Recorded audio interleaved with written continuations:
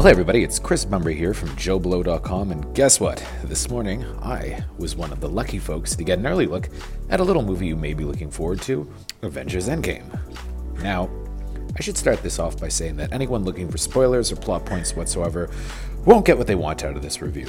Infinity War left us all with one of the biggest cliffhangers since Luke found out who his dad was in Empire Strikes Back, and I'm not going to be the one to spoil this one. Also, Disney would kill me. I mean, seriously, I would be killed. Seriously, I'm not joking. Well, probably not. At any rate, what I can tell you is that Avengers Endgame is an epic conclusion, and I do mean epic, with this thing coming in at a full 3 hours. And a nice change of pace from other two-part movies, this does not feel like Infinity War Part 2. It actually does its own thing. While in many ways, Infinity War was a war movie, this opts strongly for drama and rounding out character arcs in a way that's clearly been designed to bring this chapter of the Marvel Saga, and it's a big one that began with Iron Man way back in 2008, to a close. Appropriately, in many ways, this feels like a direct sequel to that film, allowing Robert Downey Jr. to be the heart and soul of the franchise that he really hasn't been since those early movies, and it's fitting, as the MCU is really the saga he launched. If the Avengers are the Rat Pack, he's Frank Sinatra, and this acknowledges that.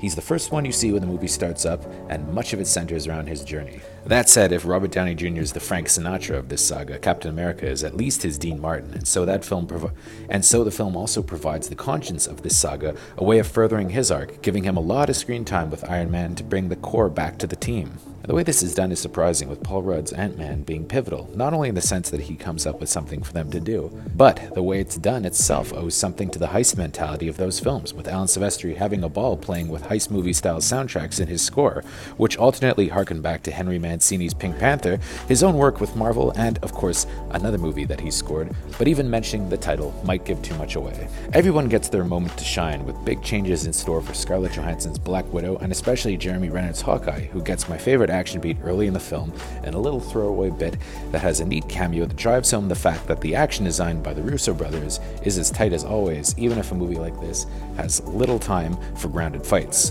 Arguably the most controversial arc may be for Chris Hemsworth's Thor, who's changed a lot between the movies, but how is something you're gonna have to see for yourself. If anyone gets short-shifted, it's the newer additions to the franchise, like Danai Gurira's Okay, with her barely prominent, and most surprisingly Brie Larson's Captain Marvel, making the way they teased her in the last film slightly anticlimactic. That said, this was shot before her solo film, and it's probably that the character hadn't quite been figured out yet. She's there, but this is really a movie that belongs to other characters, with Karen Gillan's Nebula prominent in a huge way. By the time this is over, I have a hunch there'll be talk of her getting a spin-off all of her own. Another minor thing is Thanos himself, who gets far less screen time here than Infinity War, but that makes sense. This is very much his arc, and he's more or less in villain mode, which is appropriate, but only disappointing considering how amazing Brolin was last time. Overall, though, this is a massive, epic conclusion to the MCU so far, which sets the stage for new ways for the universe to branch off. It's an ending of a sort, but also a beginning, which is exciting. As for post-credit scenes, there were none on the print that I saw, but that doesn't really mean anything, as sometimes they're left off of press screening versions. I also saw this in a conventional 2D, non-IMAX way, so take from that what you will. The paid screenings may have bells and whistles that we didn't. Anyway, I thought this was a pretty great addition to the Marvel franchise, and I give this an 8 on 10. Until next time, I'm Chris Bumbury for JoBlo.com. Heroes. It's an old-fashioned notion. A visionary, a genius, ensuring freedom around the globe. A symbol to the nation, a hero to the world. The beacon of hope, shining out across the stars. I look around at us, you know what I see? A bunch of a-holes. Possibility. You think you know how the world works? The world is changing.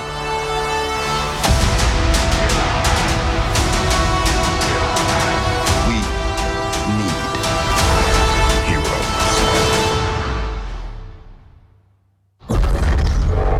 Wakanda forever!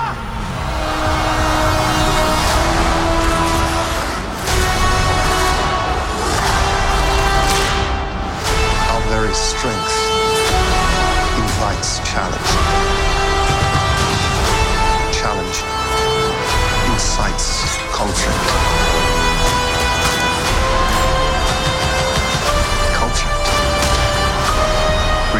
catastrophe.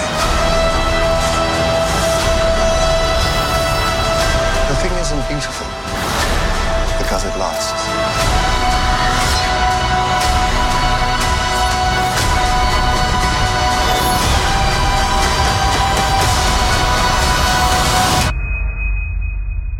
We're in the endgame now.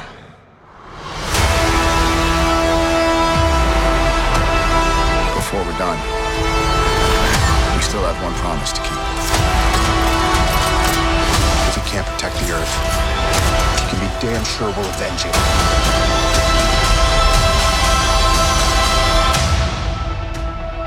Whatever it takes.